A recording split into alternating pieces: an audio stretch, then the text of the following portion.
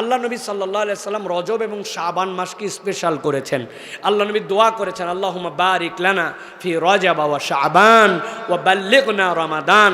আল্লাহ তুমি আমার রজবে বরকত দাও, শাবানে বরকত দাও, আমাদেরকে আল্লাহ তুমি রমজানে পৌঁছায় দাও। এই দোয়াটা হচ্ছে 1 নম্বর আমল, ছেলে নারী পুরুষ সকলের জন্য। নারীদের জন্য স্পেশাল যেটা আমি বলবো, প্রিয় বোনেরা আপনারা অনেক আমল করেন।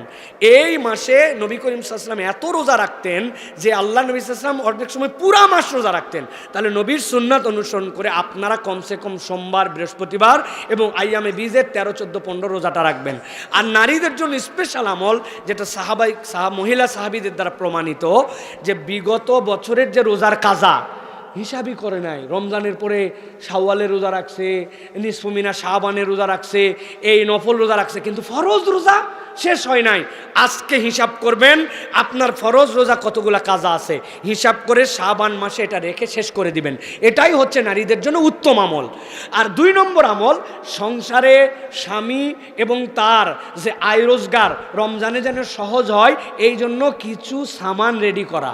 আপনি 30 দিনে যদি নিয়ত করেন প্রত্যেক দিন 1 পোয়া করে চাল রেডি করছি, 10 কেজি চাল রেডি হয়ে যায়, 10 কেজি আলু রেডি হয়ে যায়, 5 কেজি পেঁয়াজ রেডি হয়ে যায়, 1.5 কেজি সয়াবিন তেল রেডি হয়ে যায়। আপনার স্বামী এমন পরিশ্রম করেন যে এই পরিশ্রমে বলে আমি রোজা থাকতে পারি না, আপনি তাকে বলবেন আল্লাহর দয়ায় আমি 2 মাসের প্রচেষ্টায় আপনার 10 দিনের সমান বাজার করা লাগবে না, আমার বাড়িতে রেডি আছে। তাহলে আপনি 20 দিন কাজ করলে হয়, 1 দিন করবেন 1 দিন বাদ দিবেন, 6 ঘন্টার কাজ 3 ঘন্টা করবেন। আমি এটা জোগাইছি, আপনিও 1 মাস ধরে একটু জোগান, 2 জন মিলে 15 দিনেরটা জোগাই, কিন্তু কেউ রোজা মিস দিব না। এটা উত্তম রমণীর একটা আমল, যে সে তার স্বামীকে, তার কামাই রোজগারের লোককে সুন্দর করে কৌশলে বুদ্ধি করে সেও যেন রোজা রাখতে পারে, এই পরিকল্পনাটা নেবে। সুবহানাল্লাহ বলেন। এইটা হচ্ছে আমাদের জন্য নির্দেশনা। প্রিয় ভাইরা, আল্লাহ রাব্বুল আলামিন আমাদের মা বোনদেরকে উত্তম আমল করার তৌফিক দান করেন। শাইখ ইসলামী দলগুলোর মধ্যে অনেক সময় ফাটল ধরে, এই ফাটল ধরার কারণ কি? প্রিয় ভাইয়েরা, যারা ইসলামিক দল, যারা রাজনীতি করেন, নানান বিষয় আশয় তাদের মধ্যে আছে। এর মধ্যে কতকগুলো আছে দুনিয়ার স্বার্থ, কতকগুলো আখেরার স্বার্থ। যখন দুনিয়ার স্বার্থ আখেরাতের উপর প্রাধান্য পায়, তখন শয়তান সে জায়গায় আসে আমাদের মধ্যে নানান বিভেদ তৈরি করে, ঠিক কিনা? এই জন্য একত্রিত হওয়ার যতগুলো সূত্র, এর মধ্যে প্রধান সূত্র হচ্ছে নিয়তের মধ্যে খুলুসিয়াত লাগবে, পরকালমুখী চিন্তা লাগবে, আর আল্লাহর সন্তুষ্টি লাগবে। এখন আমি জানি না কোন দলের মধ্যে কি ফাটল হয়েছে, এই 3টা যদি থাকে তাহলে বোঝা যাবে যে ঠিক আছে। আর যখন ফাটল ধরবে তখন বিবেচনা করে দেখতে হবে পানি পড়ার কারণ কি, নিশ্চয় এই 3টার কোনো একটা লিক হয়েছে, ঠিক কিনা? প্রিয় ভাইরা, বাকিটা আপনারা বুঝে নেন ভাই।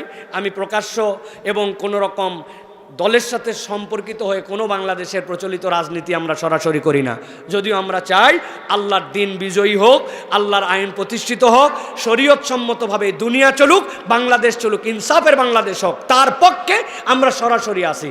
এইটাই আমাদের রাজনীতি ইনশাআল্লাহ। এই জন্য বলবো, খুলুসিয়াতের সাথে আল্লাহর দিক তাকায় দেশের স্বার্থকে রক্ষা করে ছাড় দেওয়ার মানসিকতা নিয়ে আগায় যেতে হবে। ছাড় না দিলে হয় না। হুদাইবিয়ার সন্ধির সময় ওরা বলছিল লেখো, বলছে মিন মুহাম্মাদুর রাসূলুল্লাহ। আর বলছে মুহাম্মাদুর রাসূলুল্লাহ মানে নিলে তো কোনো গন্ডগোলই নাই, তুমি রসুল মানে নিলে আবার কোনো ঝামেলা থাকে নাকি? আল্লাহ নবী বললেন ওটা কাটে দাও। উনি বললেন না, আমি কাটতে পারবো না। নবী কাটবো কেমনে? নবী বললেন দেখাই দাও, আমি কেটে দিচ্ছি। আল্লাহ নবী নিজে কাটছেন, তার মানে কি নবী বাতিল হয়ে গেছেন? নাউজুবিল্লাহ বলেন। তার মানে বৃহত্তর কল্যাণের দিকে তাকায় অনেক সময় অনেক ছাড় দিতে হয়, এটা নবী শিখাই দিয়ে গেছে। এখন আমি আমার স্বার্থে ভরালে একসাথে আসি, স্বার্থ ফুরালে একসাথে নাই, এটা তাহলে আপনার নিজস্ব ইগোর স্বার্থ, এটা আল্লাহ রসুলের খুশির স্বার্থ নয়, ঠিক কিনা? এই জন্য আল্লাহ রসুল খুশিকে প্রাধান্য দিত। আল্লাহ আমাদেরকে বোঝার তৌফিক দান করেন। জোহর বা আসরের নামাজে ইমাম সাহেব কেরাত আসতে পড়ে, ওই সময় মুসল্লিরা কি করবে? প্রিয় ভাইয়েরা, মুসল্লিদের জন্য ইন্দাল আহনাফ, হানাফি ফিকহ অনুযায়ী ইমাম জোরে পড়েন আর আসতে পড়েন। ইমামের পিছনে মুসল্লিদের কোনো কেরাত নাই, সানা পড়বে, সানা পড়ার পরে সে চুপ করে থাকবে। তবে বাকি অন্য মাযহাব, অন্য যারা ফিকহ আছেন তাদের বর্ণনা অনুযায়ী যেইগুলা নামাজে ইমাম সাহেব চুপ করে থাকেন, ওইগুলা নামাজে মুসল্লি ইমামের পিছনে সূরা ফাতিহা পড়বে। এইটা পড়লে তার জন্য উত্তম, সমস্যা নাই। কিন্তু আমাদের দেশে আলহামদুলিল্লাহ কেউ হানাফি ফিকহ অনুসরণ করেন, এটার পক্ষে দলিল আছে, সাহাবীদের থেকে প্রমাণ আছে, সালাফদের সাহাবাদের আমলে বর্ণনা আছে, তারাও দলিল ভিত্তিক এই কথা বলেন। আবার যারা বিপরীতটা বলেন তারাও দলিল আছে। ইসলামের সৌন্দর্য এবং স্বকীয়তাটাই হচ্ছে সুন্নতের বহুমুখিতা আছে আমাদের সামনে। নবী করিম সাল্লাল্লাহু আলাইহি ওয়াসাল্লাম থেকে অনেক ধরনের সুন্নত আমাদের সামনে প্রমাণিত আছে। এই জন্য কোনো একটা আমল আমি যদি কোনো একটা হাদিস অনুযায়ী করি, আপনি না বুঝে কাউকে বলতে পারবেন না তোমারটা হচ্ছে না অথবা তোমারটা হচ্ছে। আমি ছোট্ট একটা এক্সাম্পল দেই। আল্লাহ নবী সাল্লাল্লাহু আলাইহি ওয়াসাল্লাম রফুল ইয়াদাইন করেছেন, মানে তাকবীরে তাহরিমার পরেও রুকুত থেকে ওঠার পরেও করেছেন, এটা হাদিস দ্বারা প্রমাণিত। আবার মুসান্নাফ আবি শাইবা, মুসান্নাফ আব্দুর রাজ্জাক, তারপরে হচ্ছে মুয়াত্তা ইমাম মালিক, এইগুলোর দ্বারা প্রমাণিত আছে সাহাবীদের দ্বারা যে তারা রফুল ইয়াদাইন করেন নাই, একটাই তাকবীরে তাহরিমার পর করেন নাই। তাহলে আল্লাহ নবী তো এটাও প্রমাণিত, এটাও প্রমাণিত। এখন আমি রফুল ইয়াদাইন করি, যে করে না সে আমাকে বলতেছে হাদিসের মধ্যে এটা নাই, তোমার এটা বাতিল, আমি যেটা করতেছি এটার দ্বারা সুন্নত জিন্দা করতেছি। আপনি তাহলে ভুলের মধ্যে আছেন। দুইটাই ছিল, আপনি একটাকে নিষেধ করে দিয়ে আপনি সুন্নত জিন্দা করতেছেন না, প্রকারান্তরে সুন্নতকে অস্বীকার করতেছেন, ঠিক কি না? অতএব এই উদারতাটা আমাদের মধ্যে থাকতে হবে। সুতরাং সেই হিসাবে কেউ পিছনে কেরাত পড়তে পারেন, যেগুলো নামাজে ইমাম চুপ করে থাকেন, আবার কেউ যদি না পড়েন তাহলেও কেরাতুল ইমাম কেরাতুল মুসল্লি এই আমলের উপরে তার আমল হয়ে যাবে। সুতরাং আমরা বুঝ করে ইনশাআল্লাহ ফিকহি বিধানগুলো মেনে চলার জন্য চেষ্টা করব। হুজুর, আমাদের এলাকায় অনেক মানুষ জুয়ায় আসক্ত, বিশেষ করে অ্যাপসের মাধ্যমে তারা বিভিন্ন খেলা কেন্দ্রিক জুয়া খেলে।